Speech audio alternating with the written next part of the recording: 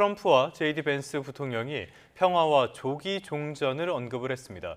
이란과의 협상에 무게를 실으면서 지지층도 결집하려는 의도를 익힙니다. 하지만 상황은 그리 녹록지 않은데요. 미군이 이란 호르무즈 해협의 방어선인 7개 섬에서 지상전을 펼칠 가능성도 제기됩니다. 뉴욕 연결해 보겠습니다. 이승윤 특파원, 트럼프 대통령과 제이디 벤스 부통령이 나란히 평화와 조기 종전을 언급했네요. 네, 그렇습니다. 이란 전쟁 발발 한 달째를 맞은 상황에서 트럼프 대통령은 평화를 가져오는 자는 복을 받는다고 적은 친트럼프 성향 목사의 편지를 트루스 소셜에 게시했습니다. 이 편지는 노스캐롤라이나주의 복음주의 목사인 프랭클린 그레이엄이 지난해 10월 보낸 것으로 복음주의 보수 기독교계는 트럼프 대통령의 지지 기반 중 하나입니다. 트럼프 대통령이 이란 전쟁 와중에 5개월 전에 받은 편지를 이제서야 공개한 건 기독교 사순절 기간을 맞아 기독교계 보수 지지층의 호응을 끌어내려는 의도로 풀이됩니다. 앞서 이란 전쟁에 대해서 신중한 입장이었던 제이디 벤스 미국 부통령은 최근 조기 종전 가능성을 언급했습니다. 벤스 부통령은 지난 27일 팟캐스트 더 베니쇼 인터뷰에서 트럼프 대통령은 2년 더 이란에 있는 것에 관심이 없다는 점을 분명히 밝혀왔다고 말했습니다. 특히 미국이 이란 전쟁에서 곧 빠져나올 것이라고도 강조했습니다. 다만 트럼프 대통령은 종전 이후에도 매우 오랜 기간 다시 전쟁을 할 필요가 없게 하려고 잠깐 더 전쟁을 지속할 것이라고 덧붙였습니다. 제이디 벤스 부통령이 조기 종전을 언급하면서 이란과의 협상에 일단 무게가 실리는 분위기도 감지되는데 발언 직접 들어보시겠습니다. We're not interested in being in Iran a year down the road, 2 years down the road. We're taking care of business. We're going to be out of there soon, and gas prices are going to come back down. 네, 트럼프 행정부가 이란과의 협상을 시도하고 있는 이런 정황들은 보이는데요. 지상전 카드 역시 구체적으로 검토하고 있다고요. 네, 그렇습니다. 미국이 이란 주변에 7,000명 규모로 배치한 지상구를 투입할 경우 이란에서 침몰하지 않는 항공모함으로 부르는 호르무즈 해협의 7개 섬이 공략 대상이 될 수 있다고 CNN이 보도했습니다.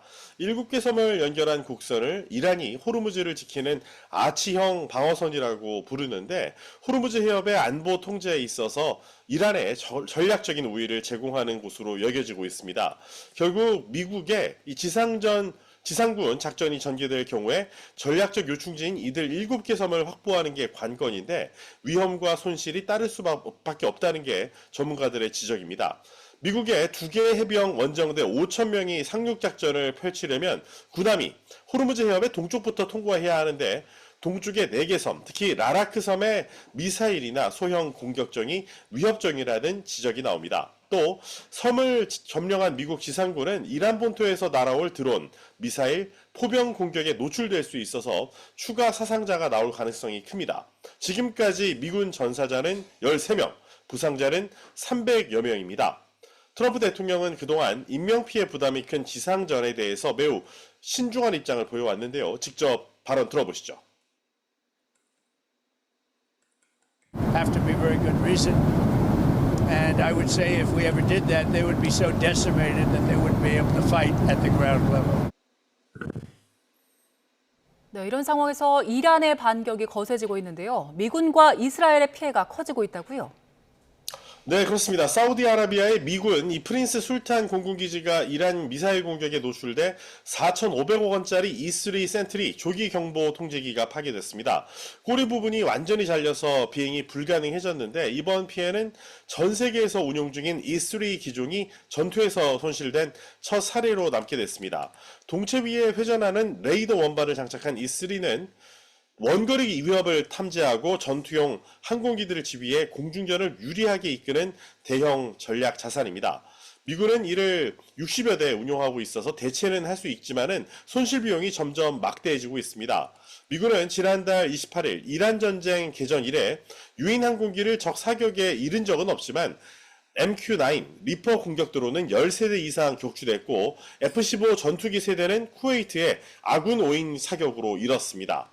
이란의 공격으로 미군의 공중급유기 KC-135 스트레토 탱커 역시 여러 대가 파손됐습니다.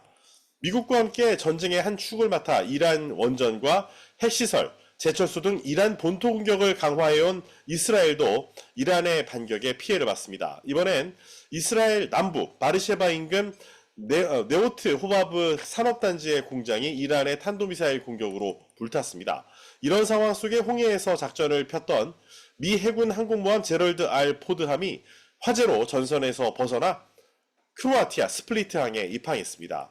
미국이 보유한 세계 최대의 항공모함인 포드함에서는 지난 12일 홍해 이동 중에 세탁실의 화재로 승조원 3명이 다쳤고 200명이 연기를 마셔서 치료를 받았습니다. 예멘의 친이란 반군인 후티가 참전을 선언하고 미사일 공격을 개시함에 따라 포드함이 홍해로 되돌아올 경우에 공격을 받을 우려가 있다는 지적이 제기되고 있습니다. 지금까지 뉴욕에서 YTN 이승윤입니다.